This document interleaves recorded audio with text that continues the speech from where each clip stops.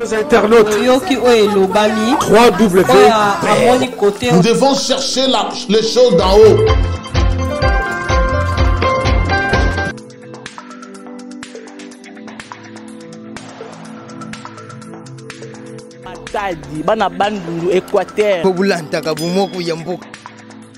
Parce que Ezali Lokola biso tozo pesa apôtre l'imemia, c'est une hétéronomie. Donc c'est-à-dire to céder moi ba autonomie na biso et pas nae du fait de sa position, il est notre père, ainsi de suite.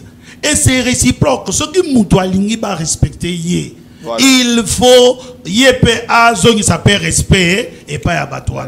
Mais c'est ce que nous avons constaté que il y avait plus de respect parce que bah comment il bengana ba pasteur, bah so bengana ba serviteur, il y a eu beaucoup de départs. Vraiment nous avons traversé un moment très difficile. Mais bisotorobi oh, mais non, nous ne pouvons pas nous affaiblir. Il faut continuer à lutter pour tout l'ongwana biloko ya salité. C'est comme ça, les principes d'autonomie administrative, financière, technique, sauf dans les aspects juridiques et doctrinaux. Quand on parle des aspects doctrinaux, et coché na bas texte na biso sur le plan doctrinal, oyo ezo kamba biso. Mais qu'est-ce que nous n'avons pas vu? Malgré cela, il y a un empêché qui ba makamboana. C'est ça qui a fait que bah continuer à kosala makamboana ti mukolo alelo ti mukolo alelo bazo respecter ba statut. Un comité directeur qui ne fonctionne pas, qui n'a jamais donné un rapport quelconque.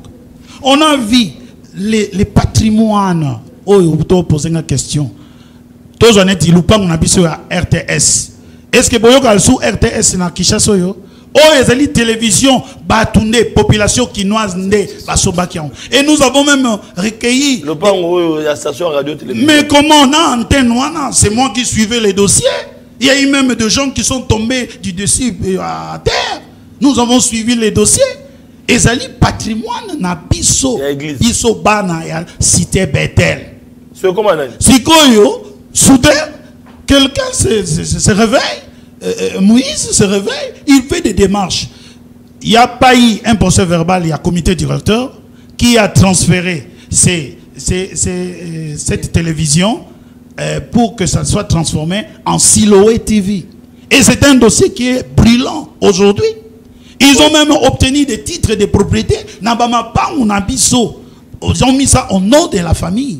Ce qui est très grave. Donc bien église, radio, télévision, sentinelle, église, et comme propriété privée. Et comment? Ça c'est un dossier que maintenant nous allons prédication, non, prédication, ni pasteur, pasteur contribue à mbo. Alors, depuis ce temps, l'église vit sous une tension. Sous une haute tension, orchestrée par le pasteur Moïse Mbie. Oyo a télémé à tout prix à récupérer Bampango, oyo ba fidèle ba sombe longo na ba pasteur na bango na participé na motoki. Non, place on a comprendre. Pasteur Moïse Mbie a commis qu'on récupérer Bampango ya ba tout Bampango ba fidèle na comprendre place on. Bampango oto sombi na ba pasteur o banana papa Emmanuel. Ouais, o Bampango biso to sombi. Tant ba pasteur. Tant toza ba pasteur. Na bandimi na biso na participé na motoki na biso alors que de son vivant ni papa ni Moïse pasteur Moïse batikala kosomba lopango moko te pona compte ya église. Moïse kuta komeli biso mokanda lancement opération Mopepe okoyokango awa lancement opération Moïse lancement opération Mopepe ça veut dire quoi? Okoyokango bako Mopepe ngo ndenge ezoya donc c'est il y a scandale et pas la bidon il y a crise. Alors il faut mona que Mosala ensemble ko bimisa babilo bandengo anate pona okenda ko chiter oui au chiter église scandale ni ezoya pas na bino il y a au chiter mamputo ka scandale ni ezoya pas na bino église ezali asbel. Gestion na yango ezali liboso dicté na Bible.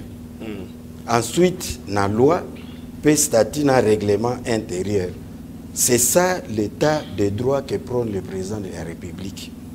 Kasi tozali ko vivre lelo na Bethel biloko oyo ekutamate katikati na bana na Nzambe, ba arrestation arbitraire, ba enlèvement, dans l'église, arrestation au Kangabato, enlèvement, même enlever mon tout dans l'église. Okoyo papa ngana za kosala ka tenini. Ba enlèvement, ba arrestation, ba menace, nous sommes inquiets tant que tozali ko sala ba culte. Tala ba ndeko bazali merci. Ba kopesa ba fe na bango. En tout cas, pasteur Félix na bokebi mais ngai question moko elingai mais il faut tout nango juriste parce que namoni maître Thierry nani plutôt maître Richard Malanda Zanabiso donc évangéliste et juriste maître na commune au cause du micro voilà oyo pasteur Félix Alobi l'aspect juridique parce que nokanga toye kokuta bagege ekoti na kati na nini biloko oto to yebakite ba pantalon pona ba mama ba jeune sœur et outi ekoti na kati na église ba mini jupe biso to yebaka na église cité Bethel à l'époque c'est vrai c'est ça ba pantalon ba ndoko kota c'est ça qui faisait la force de l'église apparemment le roi branamiste je sais pas curieusement na otanga pasteur yangambote boyebi bino moko accoutrement d'abord pratiquement ils avaient ndenge moko ba bijouté ba plantité ba mèche vraiment ba kabeloté moi na Bethel ce que moni va gona bo changer on a du vivant il y a Kondo Emmanuel du vivant il y a Kondo Emmanuel ozomona ba biloko ana oyo enseignement oyo ba enseignaki biso sur la doctrine de Christ alors les londe tozo constater ndenge na uti koloba ba pantalon ba mini jupe kindumba ekoti na kati na église tenue blanche ekoti na kati na église apôtre zalai kolata ba nzambala te po na koteya ba biloko ya olobi kindumba retenir nga attention na ngai olobi kindumba ekoti na église kindumba ekoti na église comprendre kaka tenga na comprendre te ah, vous émissions population, il faut comprendre parce que dans les marches église, ceux qui les loyaux na cité Bethel, église au Ndege Bandaki na Kondo, Emmanuel et qui les loyaux qui nous il faut comprendre ma camarade. Légèreté donc. Légèreté côté l'église. Légèreté côté qui na côté l'église. Donc 6 mois si manaï. Légèreté côté qui na côté l'église. Alors tenue blanche, Ndege na utai koloba, église Bethel et Sambwe na côté na ville mobimba Kinshasa partout donc vraiment église ezalaki lisusu na poa na ngote alors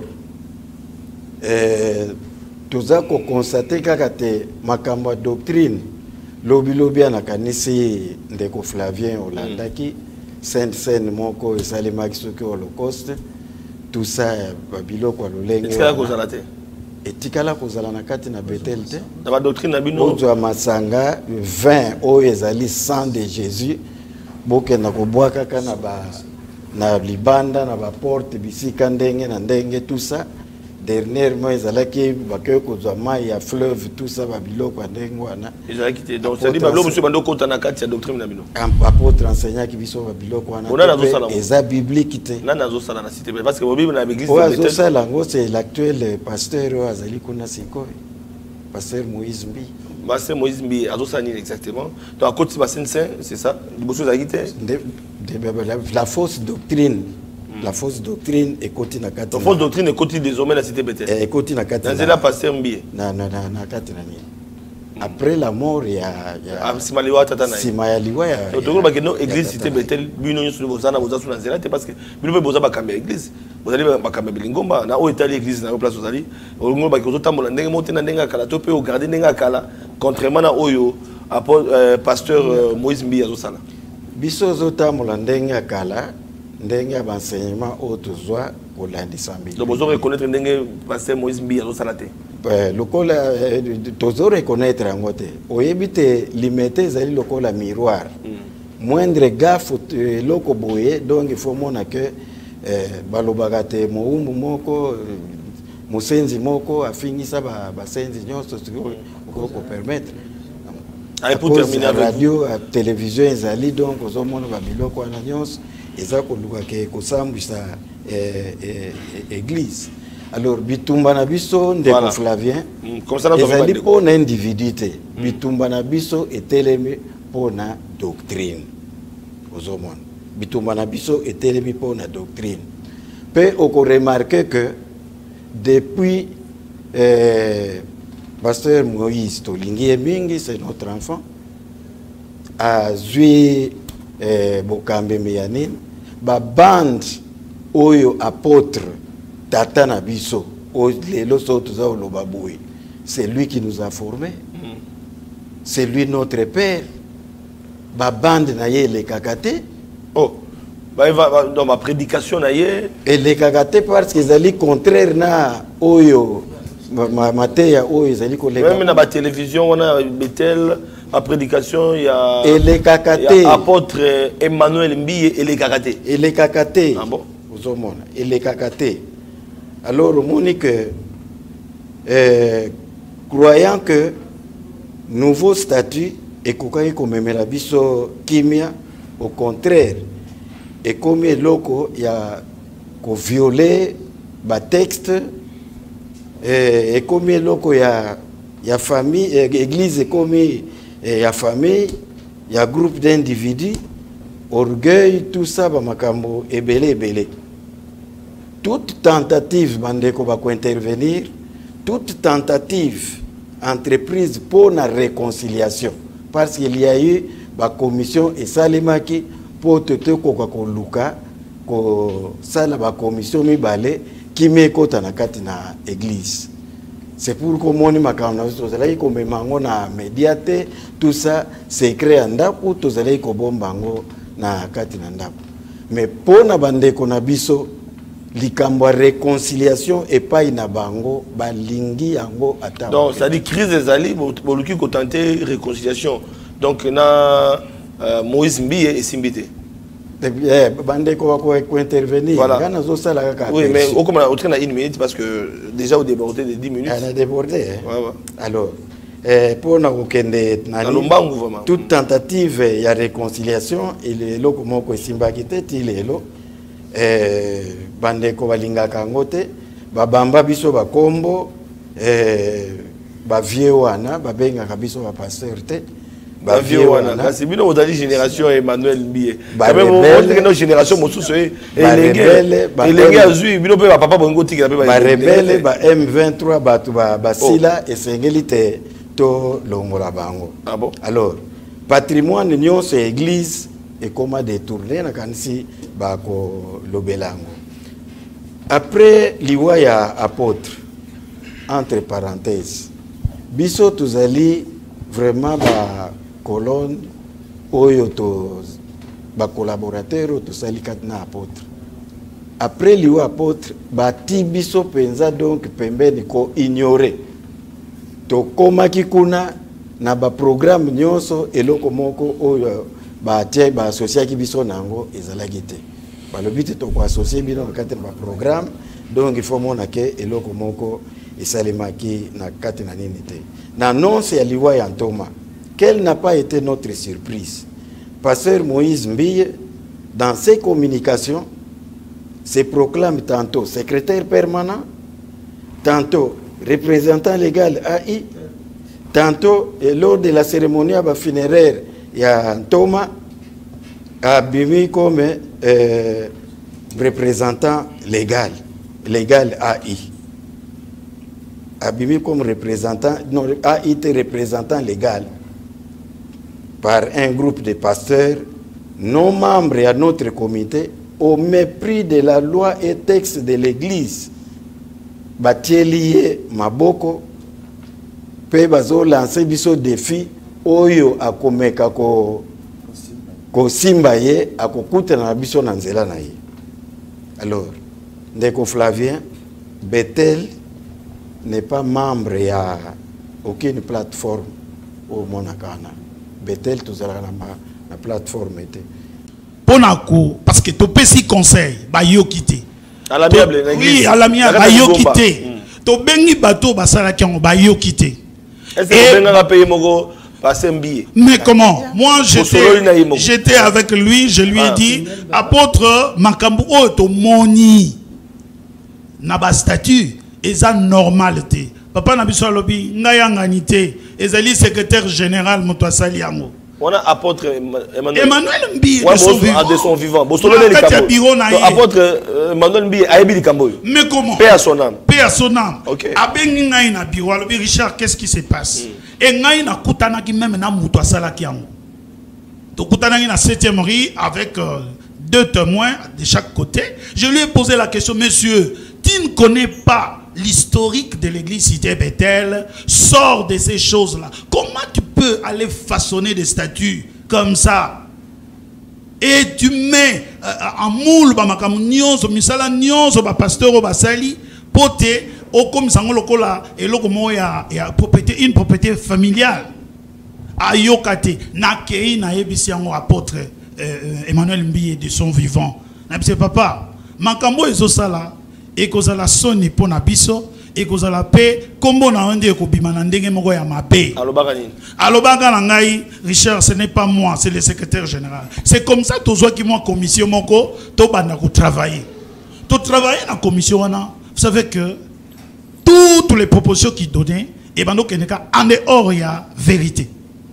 À tel enseigne commission wana katanaki ba forcer makambu ba sali statut ba ke ko légaliser ngo na chancellerie et puis il y a mon comment que et bando régir biso avec Moïse Mbi comme représentant légal en cas d'absence. Mais je comprends Moïse Mbi est la représentant légal parce que ça c'est vrai père bino va passer mais Moïse qui est fils biologique, c'est là si c'est fils biologique de papa Emmanuel Mbi et Namikanda église papa Emmanuel Mbi qui vivant et que moi on a akitana et là on demande qu'on déranger bino. Est-ce que ça âge tu peux aller li kabo azana enfantillage beaucoup de critères. Papa a rempli ça qui ba critère te oyo ezaki officiel na katia ba statut na biso na règlement intérieur. Oui compléter oui. N'a compléter mettre na place wana. Problème est ça que église Cité Bethel les alliés structurés. Donc au qui ko la mukate mbalamoko au commis responsable, au commis représentant légal. Non, non. C'est-à-dire, tango bastati o esalemaki na 2010, bastati wana et kotaki yiki. Ezalaki na assemblée mon côté. Mais du coup, ils ont un article moko et yaki ko faire fâcher. Ba membre otozalaki, otozali. Ils ont un article 39 et l'obinini. À quand incapacité physique, morale, il y a représentant légal. Oh, il y a l'intérim. Il y a représentant légal. Et le plus jeune, il y a un membre effectif. Oh, le plus jeune, il y a un membre effectif, Esaïe. Bon, on a statut, mais le plus jeune. Le plus jeune. Mais comment on les a guidés? Comment ils ont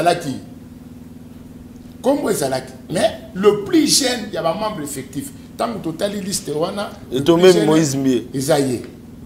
Alors maintenant, Domoni Bandeko, qui côté le maquinum, et Coco Sali Maboité. Article 1. Article 1. Toujours mon a déjà Sika Oyo, Bazo Lingava Memaye.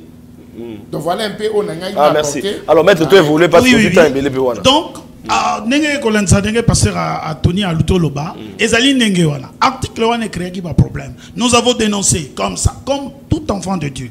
Ce qu'on dit, les problèmes n'ont moutou, Koutana nae, Solola nae, Soka Yokite, Benga Bamisus, et toute la procédure biblique est salemaki. Tout le monde qui est apôtre, pasteur Nyon, Sangani, Moni apôtre, poser problème, et puis à l'objet, on a yanganité, et Zali secrétaire général. Mais en fin de compte, continuer qui na entreprise wana.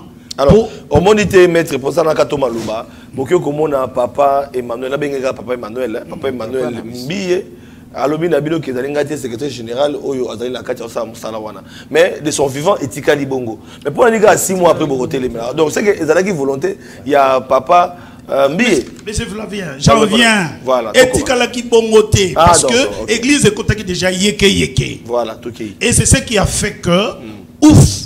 tokei balimba imposé que ba ordonné publiquement sous couvert balimba ordonné ba pasteur Moussoussou. Donc tout ce qu'on avait reproché à Moïse Mie ba landi angoté ba kei sikoyo ba organiser séminaire moko honore ton père. Et lors de ces séminaires bengisi ba pasteur Mingi Afrique du Sud Awa Kinshasa pour introniser comme un représentant légal déjà à cette époque-là. Malheureusement, Dieu nous a inspirés. Dieu nous a dit, vous sauverez l'église.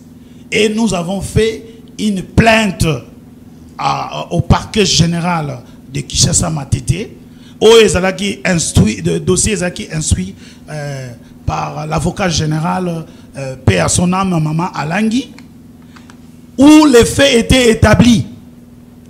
Et c'est comme ça, à l'époque, il y a PG Maïndombe, Bernardin, pour nous retrouver solution qui mia nakatia. Parce que tout le baki, bakanga pasteur te, bakanga tamutu moko te, mais to kende na kimia, to kende koyoka na assemblée générale. Parce que les églises sont régies par la loi sur les aspects et puis par leurs textes.